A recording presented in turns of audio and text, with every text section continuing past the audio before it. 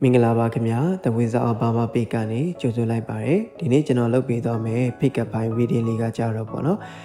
ကိုစောင့်ကြည့်နေတဲ့လူတွေရှိနေလားပေါ့နော်ရှိတယ်ဆိုရင်ဘယ်လိုလူတွေဖြစ်မလဲကိုဘာကြောင့်စောင့်ကြည့်နေတာမျိုးဖြစ်မလဲဆိုတာကိုကျွန်တော်ကဒီ reading လေးမှာပြောပြပေးသွားမှာဖြစ်ပါတယ်ပေါ့နော်အဲဒီကြောင့်မို့ကိုစောင့်ကြည့်နေတဲ့လူတွေရှိလားမရှိဘူးလားဆိုတာကိုသိချင်တယ်ဘယ်လိုလူတွေဖြစ်မလဲဆိုတာကိုလည်းသိချင်တယ်ဆိုရင်တော့ဒီ reading လေးကိုနားထောင်လို့ရပါတယ်ခင်ဗျပိုင်း1 2 3ရှိတဲ့နေရာမှာကိုကြိုက်တဲ့ပိုင်းလေးတစ်ခုကိုရွေးချယ်ပြီးတော့ reading လေးကိုနားထောင်လို့ရပါတယ်ခင်ဗျဒါကကြတော့ပိုင်းနံပါတ်1ကိုရွေးချယ်ထားတဲ့လူတွေအတွက်ပေါ့နော်ပိုင်းနံပါတ်1ကိုရွေးချယ်ထားတဲ့လူတွေကိုစောင့်ကြည့်နေတဲ့လူတွေရှိလားပေါ့နော်ရှိနေတယ်ဆိုရင်ဘယ်လိုလူတွေဖြစ်မလဲဆိုရင်ပိုင်းနံပါတ်1ကိုတော့စောင့်ကြည့်နေတဲ့လူတွေရှိတယ်ပေါ့နော်ပိုင်းနံပါတ်1တွေကိုစောင့်ကြည့်နေတဲ့လူတွေကပိုင်းနံပါတ်1ရဲ့အနီးနားကလူတွေပဲဖြစ်လိမ့်မယ်ပေါ့နော်အထူးသဖြင့်အဲ့လိုပိုင်းနံပါတ်1ရဲ့လုပ်ငန်းခွင်တွေကလည်းဖြစ်နိုင်တယ်လို့ကိုယ့်ရဲ့အိမ်ကမိသားစုဝင်တွေဆွေမျိုးတွေနဲ့ဒီပတ်ဝန်းကျင်ကလူတွေပေါ့နော်အဲ့လိုကိုယ်နဲ့အရင်ရင်းနှီးတဲ့လူတွေပါနိုင်တယ်အဲ့လိုပိုင်းနံပါတ်1တွေကိုရင်းနှီးတဲ့လူတွေကစောင့်ကြည့်နေတဲ့ပုံစံမျိုးလိုတွေ့ရတယ်အထူးသဖြင့်အဲ့လိုပိုင်းနံပါတ်1တွေဘာလုပ်နေလဲပေါ့နော်နောက်ပြီးတော့အဲ့လိုဘဝကိုဘယ်လိုဖြတ်တန်းနေလဲအဲ့လိုဘာတွေလုပ်နေလဲဆိုရပေါ့မှာသူတို့ကမူတည်ပြီးတော့အဲ့လိုစိတ်ဝင်စားနေတဲ့ပုံစံမျိုးပိုင်းနံပါတ်1တွေရဲ့အကြောင်းကိုလည်းအဲ့လိုပြောနေကြတဲ့ပုံစံမျိုးလေးလည်းတွေ့ရတယ်ပေါ့နော်အဓိကတော့အဲ့လိုစောင့်ကြည့်နေတဲ့လူတွေကပိုင်းနံပါတ်1တွေလုပ်နေတဲ့အလုပ်တွေပေါ့မှာနည်းနည်းလေး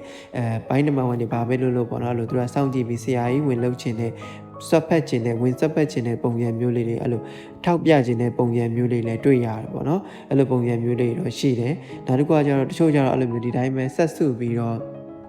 ့ပိုင်းနံပါတ်1တွေဘာလုပ်နေလ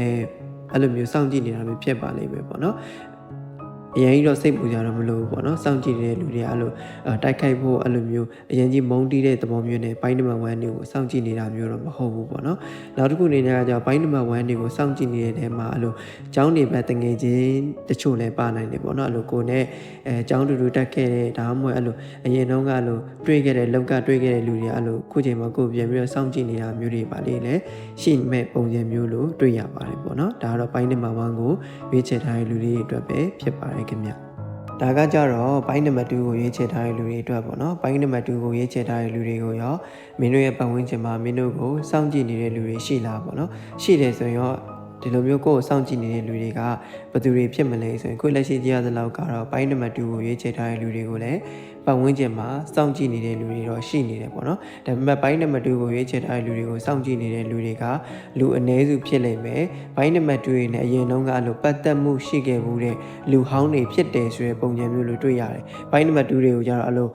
အရင်တုန်းကပတ်သက်ခဲ့မှုတဲ့လူဟောင်းတွေကပြန်ပြီးတော့အဲ့လိုစောင့်ကြည့်နေတာမျိုးပေါ့နော်တချို့တွေအတွက်ကျတော့အဲ့လို X ကပြန်ပြီးတော့စောင့်ကြည့်နေတာမျိုးတွေပါလေဖြစ်နေတတ်ပါတယ်ဒါပေမဲ့ X ကပြန်လာမဲ့သဘောမျိုးနဲ့စောင့်ကြည့်နေတာမျိုးတော့မဟုတ်နေဘူးပေါ့နော်ဘယ်လိုပြောရမလဲကိုယ့်ကိုအဲ့လို check လုပ်တဲ့သဘောမျိုးပေါ့နော်အဲ့လိုပုံစံမျိုးလေးရှိတယ်တချို့ကြတော့ခါကြတော့ဘယ်လိုပြောရမလဲချစ်တဲ့လူတွေကပေါ့နော်ဒီဘိုင်းနံပါတ်2ကိုချစ်တဲ့လူတွေကအဲ့လိုမျိုးဘိုင်းနံပါတ်2တွေကိုဘာများလိုအပ်နေမလဲဘလို့အခက်အခဲတွေများရှိနေမလဲဆိုပြီးအဲ့လိုကူညီပေးဖို့အတွက်စောင့်ကြည့်နေ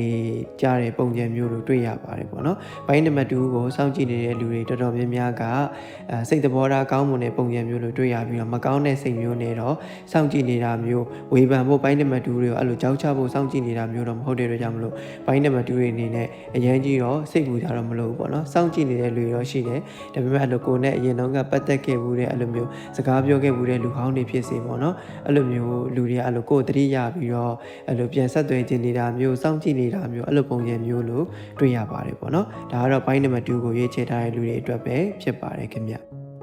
ျနောက်တစ်ခုကကြတော့ပိုင်းနံပါတ်3ကိုရွေးချယ်ထားတဲ့လူတွေအတွက်ပေါ့နော်ပိုင်းနံပါတ်3ကိုရွေးချယ်ထားတဲ့လူတွေမင်းတို့ရဲ့ပတ်ဝန်းကျင်မှာမင်းတို့ကိုစောင့်ကြည့်နေတဲ့လူတွေရှိလားပေါ့နော်ရှိတယ်ဆိုရင်ကိုယ်ကိုစောင့်ကြည့်နေတဲ့လူတွေကဘယ်သူတွေဖြစ်မလဲဆိုရင်အခုလက်ရှိကြည့်ရတဲ့လောက်ကတော့ပိုင်းနံပါတ်3ကိုစောင့်ကြည့်နေတဲ့လူတွေကတော်တော်လေးများတဲ့ပုံစံမျိုးလို့တွေ့ရတယ်ပေါ့နော်အထူးသဖြင့်အဲ့လိုပိုင်းနံပါတ်3တွေကိုသူတို့ကပေါ့နော်အဲ့လိုမျိုးစောင့်ကြည့်နေတာကအကြောင်းရင်းများစွာရှိရပေါ့နော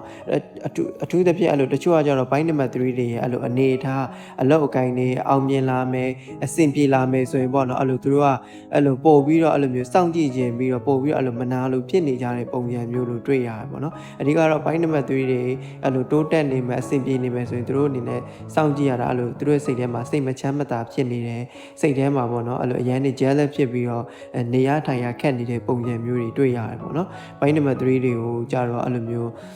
ချစ်လို့စောင့်ကြည့်နေတဲ့လူလည်းရှိသလိုအဲ့လိုမုန်းလို့စောင့်ကြည့်နေတဲ့လူတွေလည်းရှိနေတာပေါ့နော်အဲ့တို့ကြောင့်မလို့အဓိကတော့ဘိုင်းနံပါတ်3တွေကိုစောင့်ကြည့်နေတဲ့လူတွေကများတော့များတယ်အဲ့လိုအပြစ်ပြောခြင်းလို့စောင့်နေကြတဲ့လူတွေရှိနေတတ်တယ်ပေါ့နော်အဲ့တို့ကြောင့်ကိုကဘာပဲလုပ်တတိထားပြီးလုပ်ဖို့လိုတယ်အဲ့လိုကိုယ်တိုက်ခိုက်ခြင်းတဲ့လူကိုယ့်ရဲ့ပတ်ဝန်းကျင်မှာကိုယ်အပြစ်ပြောခြင်းတဲ့လူတွေပေါ့နော်အဲ့လိုမျိုးကိုယ့်ရဲ့အားနည်းချက်ကိုစောင့်ကြည့်နေတဲ့လူတွေရှိနေတတ်တယ်ပေါ့နော်အဲ့လိုပုံစံမျိုးလေးတော့တွေ့ရတယ်အဓိကတော့ဘိုင်းနံပါတ်3တွေကို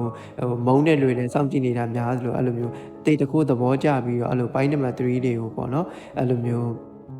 သဘောကျလို့အဲ့လိုချစ်လို့စောင့်ကြည့်နေတဲ့လူလေးလည်းရှိနေပါတယ်ပေါ့နော်အဲ့လိုပုံစံမျိုးလေးလည်းတွေ့ရပါတယ်အဲ့ဒီတော့အရင်ကြီးပဲကိုမုန်းနေတဲ့လူတွေပဲလည်းစောင့်ကြည့်နေတာမျိုးတော့မဟုတ်ဘူးကိုတိတ်တခိုးသဘောကျပြီးတော့ချစ်လို့ကိုလည်းနှီးဆက်ချင်နေတဲ့အဲ့လိုစောင့်ကြည့်နေတဲ့လူလေးလည်းရှိနေတဲ့ပုံစံမျိုးလို့တော့တွေ့ရပါတယ်ပေါ့နော်ဒါကတော့ဘိုင်းနံပါတ်3ကိုရွေးချယ်ထားတဲ့လူလေးတွေအတွက်ပဲဖြစ်ပါတယ်ခင်ဗျဒီ reading လေးကိုအဆုံးထိနားထောင်ပေးရတဲ့အတွက်ကျေးဇူးများကြီးတင်ပါတယ်ခင်ဗျကိုရွေးချယ်သွားတဲ့ပိုင်းလေးကိုလည်း comment မှာမှတ်သွားလို့ရပါတယ်ပေါ့နော် like and share လေးလည်းလုပ်ပေးလို့ရပါတယ်ခင်ဗျကျေးဇူးများကြီးတင်ပါတယ်ခင်ဗျ